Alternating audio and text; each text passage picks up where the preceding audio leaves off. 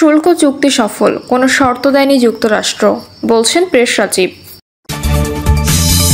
জানাবো মার্কিন শুল্কের হার কমিয়ে আনা রপ্তানি খাতের জন্য সন্তোষজনক, বলছেন আমির খসরু। আল্লাহ বাণিজ্য উপদেষ্টাকে হায়াতে তাইয়্যেবা দান করুন।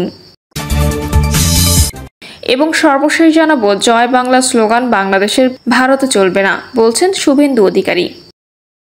শুনছিলেন সংবাদ শিরোনাম, এবারে বিস্তারিত। শুল্ক চুক্তি সফল, কোনো শর্ত দেয়নি যুক্তরাষ্ট্র, বলছেন প্রেস সচিব।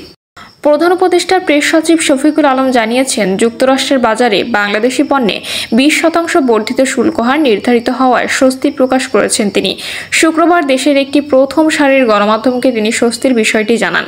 শফিকুল আলম বলেন, শুল্ক নিয়ে যুক্তরাষ্ট্রের সঙ্গে চুক্তি সফল হয়েছে। দেশটির বাজারে বাংলাদেশের প্রবৃদ্ধি ভালো।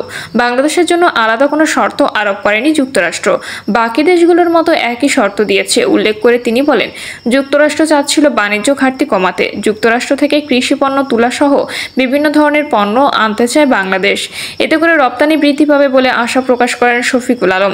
বাংলাদেশের পণ্যে পারস্পরিক শুল্ক 35% থেকে কমিয়ে 20% নামিয়ে এনেছে যুক্তরাষ্ট্র। গত 8 জুলাই প্রধান উপদেষ্টা ডক্টর মোহাম্মদ ইউনূসের কাছে চিঠি পাঠান মার্কিন প্রেসিডেন্ট ডোনাল্ড ট্রাম্প।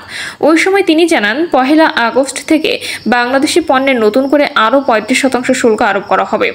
তবে আলাপ আলোচনার পর তিনি এ শুল্ক 20% নামিয়ে এনেছেন। মার্কিন শুল্কের হার কমিয়ে আনা রপ্তানি খাতের জন্য সন্তোষজনক, বলছেন আমির খসরু। বাংলাদেশি পণ্য রপ্তানিতে যুক্তরাষ্ট্র প্রশাসনের আরোপ করা পাল্টা শুল্কের হার 35 থেকে কমিয়ে 20% আনাকে রপ্তানি খাতের জন্য একটি সন্তোষজনক অবস্থা হিসেবে দেখেছেন বিএনপির স্থায়ী কমিটির সদস্য আমির খসরু মাহমুদ চৌধুরী। গুলশানে নিজের বাসার সাংবাদিকদের কাছে এক প্রতিক্রিয়ায় এ অভিমত ব্যক্ত করেন তিনি। আমির খসরু বলেন, এটা জয় পরাজয়ের কোনো বিষয় না। যে শুল্ক নির্ধারণ করা হয়েছে, প্রতিযোগিতায় আমরা তুলনামূলকভাবে একটা সন্তোষজনক অবস্থানে আছি। তিনি বলেন, আমরা 20%, পাকিস্তান 19%, ভিয়েতনাম 20%, ভারতে 25%। সেই ক্ষেত্রে আমি মনে করি সার্বিকভাবে ট্যারিফের ফিগারটা সন্তোষজনক প্রতিযোগিতার ক্ষেত্র। ট্যারিফ বিষয়ে আমাদের প্রতিযোগিতাদের সঙ্গে সেটা হয়েছে, ঠিকই আছে, এটা সন্তোষজনক। তবে যুক্তরাষ্ট্রের শুল্কের নতুন এই হারের পেছনে কি আছে সেই প্রসঙ্গটি টেনে সাবেক এই বাণিজ্যমন্ত্রী বলেন, পুরো নেগোসিয়েশনের সার্বিক বিষয়টা তো আমাদের জানা নেই, আমরা শুধু ট্যারিফের বিষয়টা জানি। উল্লেখ করে তিনি বলেন, সার্বিক বিষয়টা জানার পরে এই বিষয়ে মন্তব্য করতে পারবো। এর বিপরীতে আর কি দিতে হয়েছে সেটা না জানা পর্যন্ত এর ইম্প্যাক্টটা কি হবে সেটা আমরা বলতে পারছি না।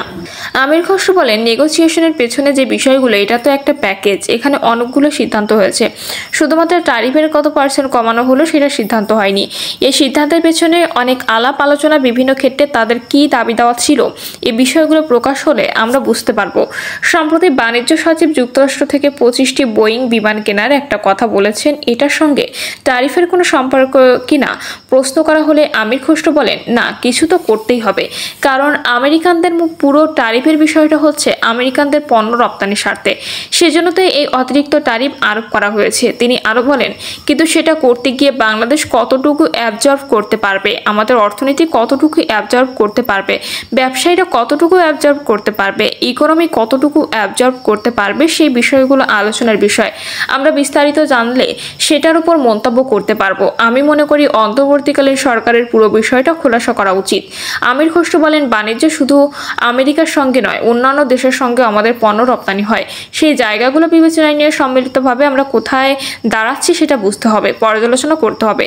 একই সঙ্গে রপ্তানিটা আমাদের আরও বেশি ডাইভার্সিফাই করতে হবে। বিদেশে ডাইভার্সিফাই করতে দেশের ডাইভার্সিফাই শুধু আমেরিকা নির্ভরশীল অর্থনীতি হতে পারে না। সেটাই হচ্ছে আমাদের আগামী দিনের চ্যালেঞ্জ।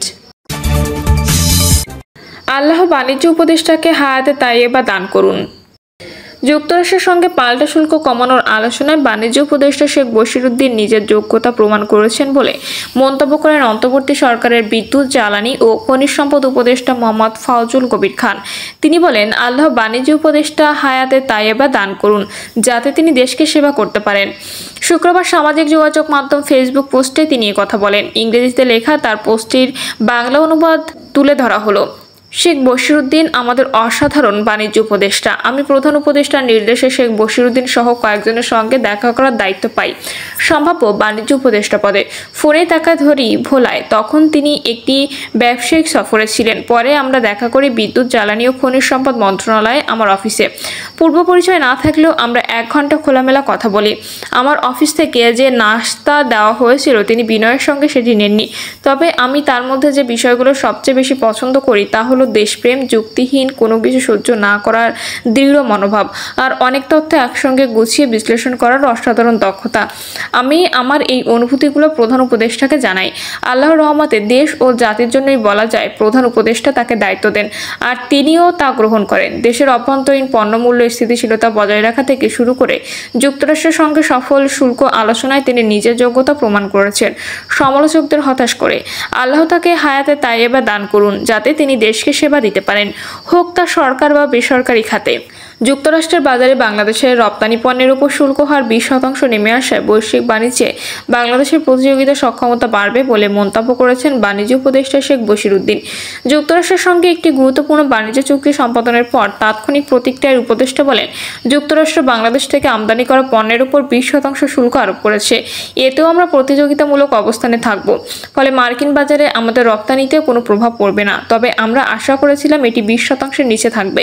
প্রধান উপদেষ্টা প্রেস সচিব শফিকুল আলম তার ভেরিফাইড ফেসবুক আইডিতে দেওয়া এক পোস্টে এই প্রতিক্রিয়া তুলে ধরেন।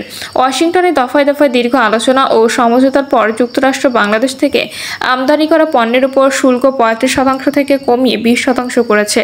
আজ হোয়াইট হাউস এক ঘোষণায় জানিয়েছে, ওয়াশিংটন ডিসিতে বাংলাদেশি প্রতিনিধি দলের সঙ্গে যুক্তরাষ্ট্রের বাণিজ্য নীতি তদারককারী প্রধান উপদেষ্টা ইউএস স্টেট রিপ্রেজেন্টেটিভের মধ্যে আলোচনার পর এই সিদ্ধান্ত চূড়ান্ত করা হয়। জয় বাংলা স্লোগান বাংলাদেশের, ভারতে চলবে না, বলছেন শুভেন্দু অধিকারী। পশ্চিমবঙ্গের রাজনীতিতে ফের উত্তাপ ছড়িয়েছে জয় বাংলা স্লোগান। রাজ্যের বিরোধী দল নেতা ও বিজেপি নেতা শুভেন্দু অধিকারী এই স্লোগানকে বাংলাদেশের বলে উল্লেখ করে সরাসরি তা প্রত্যাখ্যান করেছেন। বিধানসভার সামনে সংবাদ মাধ্যমের মুখোমুখি হয়ে তিনি বলেন, জয় বাংলা স্লোগান নয়, এটি বাংলাদেশের। বাংলাদেশের স্লোগান ভারতে চলবে না। গত কয়েক বছর ধরেই পশ্চিমবঙ্গের শাসক দল তৃণমূল কংগ্রেস রাজনৈতিক সভা, মিছিল, নির্বাচনী প্রচার সহ বিভিন্ন কর্মসূচিতে জয় বাংলা স্লোগান ব্যবহার করে আসছে। এই প্রেক্ষাপটে বিরোধী পক্ষে তীব্র আপত্তি নতুন নয়। তবে এবারের বিতর্কের সূত্রপাত হয় আরও সরাসরি এক সংঘাতে। যাত্রাপথে শুভেন্দু অধিকারী গাড়িবহরকে লক্ষ্য করে এক তৃণমূল কর্মী জয় বাংলা স্লোগান দেন। এতে ক্ষিপ্ত হয়ে শুভেন্দু ওই কর্মীর সঙ্গে বাকবিতণ্ডায় জড়িয়ে পড়েন ও তার রক্ষীদের নির্দেশ দেন তাকে সরিয়ে দিতে। এরপর সেই কর্মীর সামনে দাঁড়িয়ে শুভেন্দু বলেন, জয় শ্রীরাম। শুভেন্দুর মুখে জয় শ্রীরাম শুনে পাল্টা ওই তৃণমূল কর্মী ফের জয় বাংলা বলেন। জবাবে শুভেন্দু অধিকার বলেন, রোহিঙ্গা বলে কটাক্ষ করেন। পাল্টা প্রতিক্রিয়ায় ওই তৃণমূল কর্মী শেখ মইদুল বলেন, আপনি রোহিঙ্গা। এই ঘটনার পরপরই রাজ্যে রাজনৈতিক উত্তেজনা চরমে পৌঁছায়। একদিকে বিজেপি নেতাদের জয় শ্রীরাম, অন্যদিকে তৃণমূল কংগ্রেসের জয় বাংলা, এই দুই স্লোগান নিয়ে রাজনীতিতে ফের মেরুকরণ স্পষ্ট হয়ে উঠেছে। জয় বাংলা স্লোগানের বিরোধিতা করে শুভেন্দু অধিকারী বলেন, ভারত মাতা কি জয় বলতে হবে, আর যদি আপনি হিন্দু হন তবে জয় শ্রীরাম বলবেন, মুসলমানদের জয় শ্রীরাম বলার দরকার নেই। তিনি মুখ্যমন্ত্রী মমতা ব্যানার্জির বিরুদ্ধে হিন্দু বিরোধী মনোভাবের অভিযোগও তোলেন। শুভেন্দু বলেন, দীঘাতে একটি ধর্মীয় মিছিলের জন্য হাইকোর্টের পারমিশন নিতে হয়েছে। তিনি হিন্দু বিরোধী মুখ্যমন্ত্রী, হিন্দুদের উপর বাধা সৃষ্টি করেছেন মমতা। এই ঘটনার পর পশ্চিমবঙ্গের রাজনীতিতে ফের স্লোগান বনাম স্লোগান বিতর্ক উস্কে উঠেছে। রাজনৈতিক বিশ্লেষকরা বলছেন, বিধানসভা নির্বাচন যত এগিয়ে আসবে ততই এই ধরনের ধর্মীয় ও জাতীয়তাবাদী আবেগ ঘনিয়ে তুলবে চাইবে রাজনৈতিক দলগুলো।